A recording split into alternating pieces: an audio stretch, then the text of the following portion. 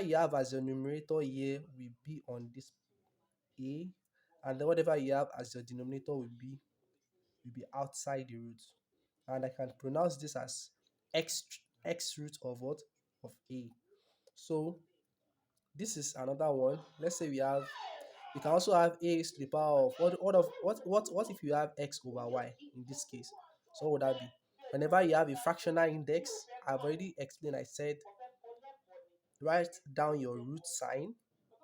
So this a will be inside. Whatever you have as your numerator will be on this a, and whatever you have as your denominator will be outside. So this is how it works. So there's another one which is this. Suppose you have let's say you have a raised to the power of um an index with a zero index, rather. That's zero index law of indices. Which says that whenever you have a raised to the power of zero, anything raised to the power of zero is one. Please take note of that. So that is for that one. Then the seventh one, whenever you have negative index, suppose you have let's say a raised to the power of a negative index, let's say minus 5. Sorry, I'm using a letter, minus x. So please take note of this, is very, very important.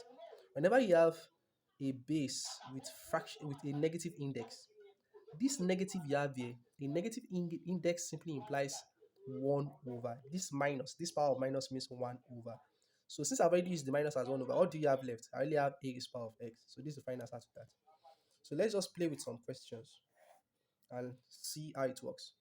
Suppose I have to solve something like this. Let's say we have 5 raised to the power of minus 2 over 3 times, um let's say we have 125 raised to the power of let's say 1 over 2. So what will this become?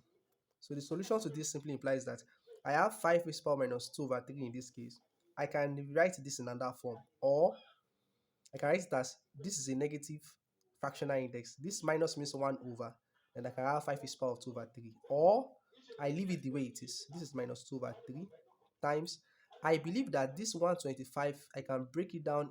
I can break this 125 into a base with index. That is 5 times 5 times 5 is 125. That's 5 raised to the power of 3, which is 125. And mind you, we still have 1 over 2 outside there, right? So the next thing for us to do from here is to write